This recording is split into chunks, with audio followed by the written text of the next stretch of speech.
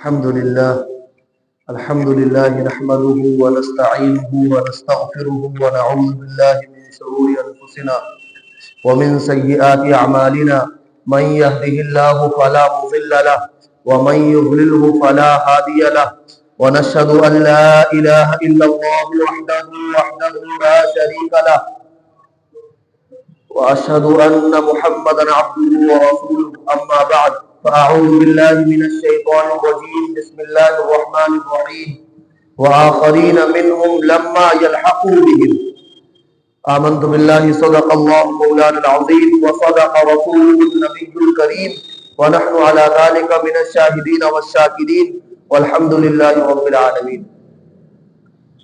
برادران عزیز اور بزرگان محترم، اللہ تعالیٰ کا بڑا فضل ہے، احسان ہے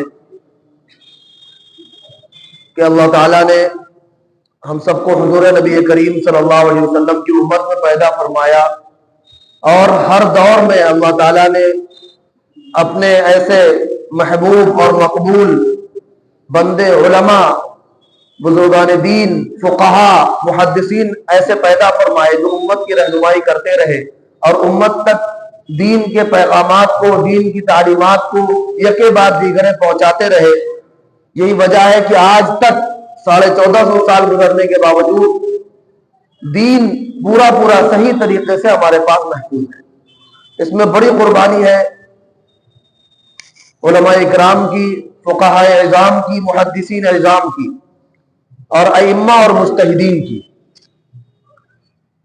انہی ائمہ اور مجتہدین، فقہاء اور محدثین میں سب سے بڑا مقام رکھنے والے امام اعظم امام ابو حنیفہ رحمۃ اللہ علیہ، جن کی ہم سب اقتدا کرتے ہیں اور بلکہ ایشیا میں اکثر حصے میں ان کی اتباع کی جاتی، جس کو فقہ حنفی کہا جاتا ہے. تو آج میرا ارادہ ہے کہ چند باتیں حضرت امام صاحب رحمۃ اللہ علیہ کے تعلق سے آپ حضرات کے سامنے رکھوں کہ ہم لوگ جن کی اتباع کرتے ہیں، جن کی اقتدا کرتے ہیں، ان کی شخصیت کیا تھی. اللہ تعالیٰ نے حضور نبی کریم صلی اللہ علیہ وسلم سے فرمایا، جو آیت کا جز میں نے تلاوت کیا،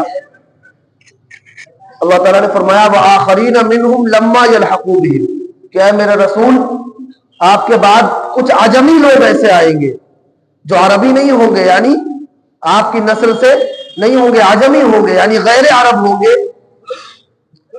وہ عجمی لوگ ایسے آئیں گے جو آپ کی جماعت سے آ کر کے ملیں گے اور آپ کے مشن کو آگے بڑھائیں گے. تو صحابہ اکرام رضوان اللہ تعالیٰ علیہ اجمعین نے اس آیت کے نزول کے بعد حضور نبی کریم صلی اللہ علیہ وسلم سے عرض کیا کہ اللہ کے رسول، کون ہوں گے وہ لوگ؟ وہ کون ہوں گے جو عربی نہیں ہوں گے اور پھر آ کر کے؟ تو فرمایا نبی کریم صلی اللہ علیہ وسلم نے کہ وہ ہوں گے کہ اگر یہ دین اٹھ کر کے ثریا ستارے پر بھی چلا جائے گا تو وہ ثریا ستارے سے بھی اتار کر دین کو لے آئیں گے اور لوگوں تک پہنچا دیں گے. یعنی نبی کریم صلی اللہ علیہ وسلم نے خوشخبری سنائی کہ ایسے لوگ عجم میں یعنی غیر عرب میں پیدا ہوں گے اور جو دین کا اتنا بڑا کام کریں گے. تو انہی میں سے تھے امام اعظم امام ابو حنیفہ رحمۃ اللہ علیہ. ان کا اصل نام ہے نعمان. ابو حنیفہ ان کی کنیت ہے، نام اصل نعمان ہے، نعمان بن ثابت. ان کے والد صاحب کا نام ثابت تھا اور ثابت کے والد صاحب کا نام تھا زوتی. یعنی حضرت امام صاحب رحمۃ اللہ علیہ کے دادا کا نام تھا زوتی، اور یہ جو زوتی تھے یہ حضرت علی کرم اللہ وجہہ کے شاگرد تھے اور ان کی کلاس کے مانیٹر تھے. حضرت علی رضی اللہ تعالیٰ عنہ کو ایک مرتبہ انہوں نے فالودہ کھلایا. حضرت علی رضی اللہ تعالیٰ عنہ کو بہت پسند آیا. تو زوتی نے اپنے استاد محترم حضرت علی مرتضیٰ سے درخواست کی کہ میری بیوی حمل سے ہے، آپ دعا فرما دیجئے. انہوں نے دعا فرمائی نیک اور صالح اولاد کے لیے. تو جب بیٹا پیدا ہوا جس کا نام انہوں نے ثابت رکھا تو اس کو لے کر کے حضرت علی کرم اللہ وجہہ کے پاس گئے زوتی. حضرت علی رضی اللہ تعالیٰ عنہ نے ان کو اپنی گود میں لیا اور اپنی زبان مبارک ان کے منہ میں ڈال کر گھٹی دی اور ان سے پیار کیا.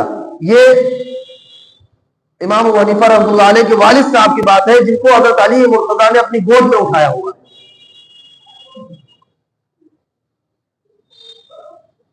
ایک روایت کے مطابق امام صاحب کی پیدائش سن 60 ہجری کی ہے، اور ایک روایت کے مطابق جو ان کے پوتے حماد روایت کرتے ہیں سن 70 ہجری کی ہے، لیکن جمہور جس پر متفق ہے وہ 80 ہجری کی روایت پر ہے کہ 80 ہجری میں حضرت امام صاحب کی پیدائش ہوئی۔ اور صحابہ کا زمانہ کب تک رہا ہے؟ صحابہ کرام رضوان اللہ تعالیٰ علیہ اجمعین کا زمانہ سن 110 ہجری تک رہا ہے۔ تو تینوں روایت کے مطابق اگر سن 60 ہجری میں امام صاحب پیدا ہوئے تو آپ نے 50 سال صحابہ کا زمانہ پایا، اگر 70 ہجری میں پیدا ہوئے تو آپ نے 40 سال صحابہ کا زمانہ پایا، اور اگر 80 ہجری میں مان لیں جو کہ جمہور کی جس پر سب متفق ہے تو کم از کم 30 سال تو آپ نے صحابہ کرام رضوان اللہ تعالیٰ علیہ اجمعین کا زمانہ پایا ہی ہے۔ صحابہ کے دور میں آپ پیدا ہوئے، اور صحابہ کی بڑی جماعت اس وقت دنیا کے اندر موجود تھی، اور آپ نے ایسے ایسے اساتذہ سے تعلیم حاصل کی جو اس وقت کے بڑے علماء، بڑے صحابہ، بڑے محدثین تھے، جن میں سے ایک حضرت انس بن مالک رضی اللہ تعالیٰ عنہ ہے، جو کہ بڑے جلیل القدر صحابی ہیں۔ ان سے حضرت امام صاحب رحمۃ اللہ علیہ نے تعلیم حاصل کی۔ حضرت انس بن مالک رضی اللہ تعالیٰ عنہ وہ ہے جن کو ان کی والدہ نے لا کر کے نبی اکرم صلی اللہ علیہ وسلم کی خدمت میں دے دیا تھا، اور نبی کریم صلی اللہ علیہ وسلم سے عرض کیا تھا کہ میں اس کو آپ کی خدمت میں دیتی ہوں۔ آپ علیہ السلام نے قبول فرمایا۔ 10 سال تک حضرت انس بن مالک رضی اللہ تعالیٰ عنہ نے حضور نبی کریم صلی اللہ علیہ وسلم کی خدمت کی۔ تو 3 دعائیں اللہ کے نبی کریم صلی اللہ علیہ وسلم نے حضرت انس بن مالک کو دی تھی۔ ایک کہ اللہ تیری عمر میں برکت عطا فرمائے، دوسری اللہ تیری اولاد میں برکت عطا فرمائے، اور تیسری اللہ تجھے جنت میں ٹھکانہ عطا فرمائے۔ تو حضرت انس بن مالک رضی اللہ تعالیٰ عنہ خود بصرہ میں روایت بیان کرتے ہوئے یہ کہتے ہیں کہ یہ میں آخری آدمی ہوں جو یہ کہہ رہا ہے کہ سمعت رسول اللہ صلی اللہ علیہ وسلم، کہ میں نے رسول اللہ صلی اللہ علیہ وسلم کو یہ کہتے ہوئے سنا ہے، یہ میرے بعد تم کسی سے نہیں سنو گے۔ میری عمر اس وقت 100 سال سے زائد ہو چکی ہے۔ یعنی جو نبی کریم صلی اللہ علیہ وسلم نے دعا دی تھی وہ انہوں نے کہا میں نے دنیا میں ہی دیکھ لیا کہ قبول ہو گئی۔ انہوں نے صحابہ میں سب سے زیادہ عمر پائی، اور اولادوں کے سلسلے میں وہ روایت کرتے ہیں کہ اپنی زندگی میں ہی انہوں نے اپنی اولادوں، پوتے پوتیوں، ناتی نواسوں میں سے 100 اولادوں کو میں اپنی زمین کے نیچے دفن کر چکا ہوں۔ یعنی اتنی اولادیں پیدا ہوئی کہ اپنی زندگی میں ہی جو حیات رہی وہ الگ 100 اولادوں کے بارے میں وہ کہتے ہیں کہ میں ان کو زمین کے نیچے دفن کر چکا ہوں۔ اتنی اولادیں اللہ تعالیٰ نے عطا فرمائی۔ اور تیسری کے بارے میں فرمایا کہ جب یہ 2 دعائیں قبول ہو گئی تو تیسری کے بارے میں مجھے یقین ہے کہ اللہ تعالیٰ مجھے جنت بھی ضرور عطا فرمائیں گے۔ انہوں نے حجاج بن یوسف کا بھی زمانہ پایا ہے، حضرت انس بن مالک رضی اللہ تعالیٰ عنہ۔ تو امام ابو حنیفہ رحمۃ اللہ علیہ کے اساتذہ میں سے ایک حضرت انس بن مالک رضی اللہ تعالیٰ عنہ ہے۔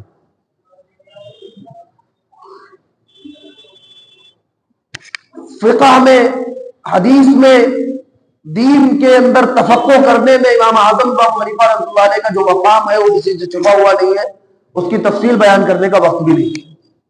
اللہ تعالیٰ نے آپ کو جو مقام عطا فرمایا، ایک چھوٹا سا واقعہ آپ کے اخلاق کا اور آپ کی تواضع کا بیان کر کے بات ختم کرتا ہوں۔ امام اعظم رحمۃ اللہ علیہ جہاں پر رہا کرتے تھے تو آپ نے اپنی عجیب سی عادت بنا لی تھی کہ پوری رات عبادت کیا کرتے تھے۔ لہٰذا آپ کے بارے میں آتا ہے کہ 40 سال تک آپ نے عشاء کے وضو سے فجر کی نماز پڑھی۔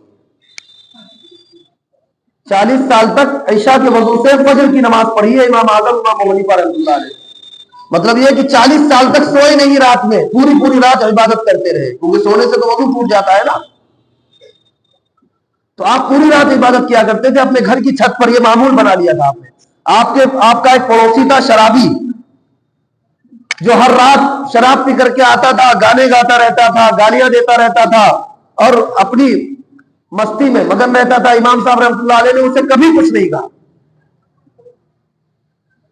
ایک دن امام صاحب رحمۃ اللہ علیہ اپنی چھت پر عبادت کر رہے تھے اور اس کی آواز نہیں آئی، تو امام صاحب کو فکر ہوئی کہ یہ آج اس شرابی کی آواز نہیں آ رہی، اس کے گانے بجانے کی۔ لہذا صبح ہوتے ہی آپ اس کے گھر پر گئے اور دروازے پر دستک دی۔ اندر سے جو آیا تو اس سے پوچھا کہ ارے بھائی وہ جو میرا پڑوسی تھا شرابی، آج رات مجھے اس کی آواز نہیں آئی، مجھے فکر ہوئی کیا بات ہے، خیریت ہے سب؟ تو وہ کہنے لگے کہ امام صاحب آپ بھی بہت پریشان ہو چکے ہوں گے اور ہم سب بھی گھر والے بہت پریشان ہو گئے تھے، لہٰذا ہم نے اس کو آج پولیس کے حوالے کر دیا، پولیس کو بلایا اور اس کو پولیس کے حوالے کر دیا، ہم اس سے تنگ آ گئے تھے روز روز۔ امام صاحب رحمۃ اللہ علیہ نے ان سے کچھ نہیں کہا اور سیدھا جو شہر کا اس وقت حاکم ہوا کرتا تھا، حاکم شہر، گورنر جس کو کہہ لیجیے آپ، اس کے دفتر کی طرف روانہ ہو گئے۔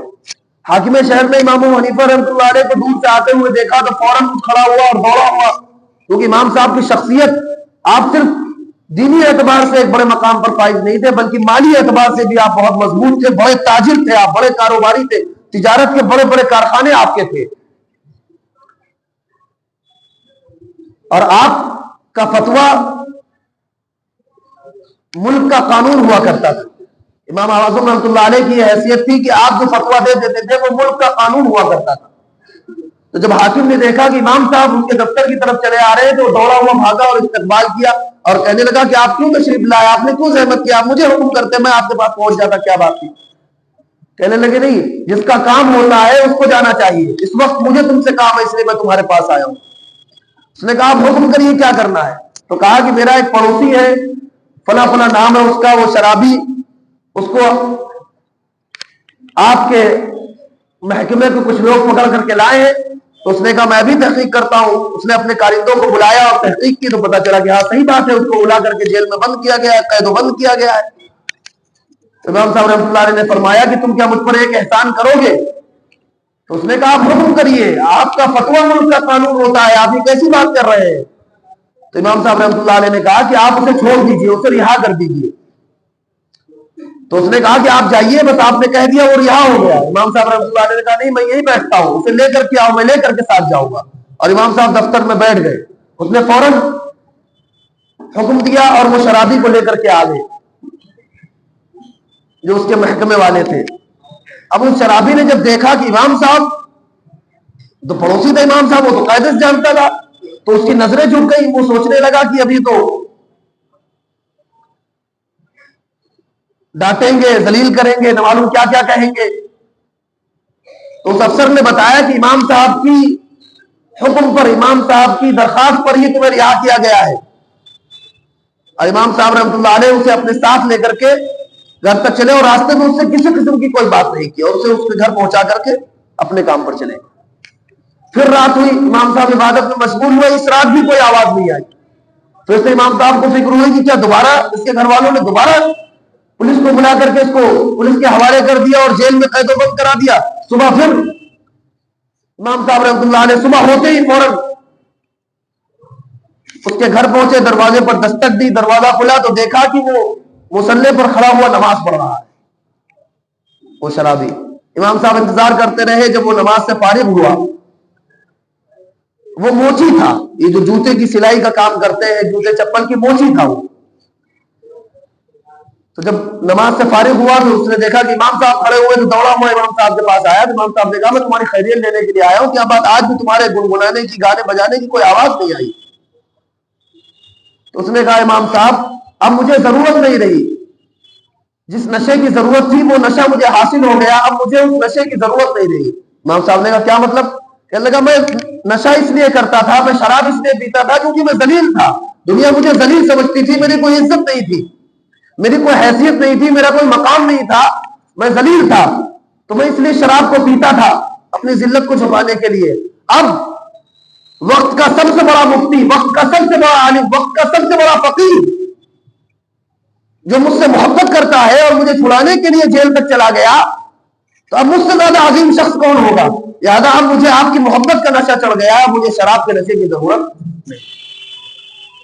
تو اللہ تعالیٰ نے اس کے دل کی دنیا ایسی بدل دی امام صاحب رحمۃ اللہ علیہ کی تواضع کی برکت سے۔ تو یہ امام اعظم ابو حنیفہ رحمۃ اللہ علیہ کی شخصیت ہے جن کی ہم سب اقتدا کرتے ہیں، اور ایشیا میں اکثر حصوں میں، اکثر ممالک میں ان کے فقہ کی اقتدا کی جاتی ہے، فقہ حنفی کی۔ اللہ تعالیٰ ان کی قبر پر کروڑوں رحمت نازل فرمائے۔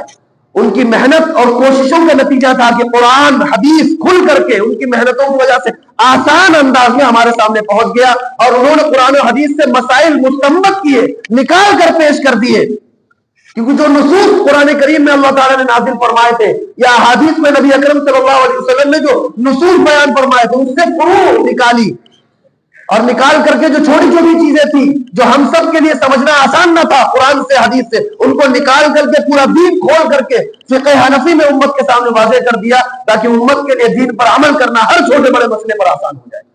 اللہ تعالیٰ ان کو اس کا بہترین بدلہ عطا فرمائے اور ہم سب کو اس کی صحیح اقتدا کرنے کی توفیق عطا فرمائے۔ وآخر دعوانا الحمدللہ۔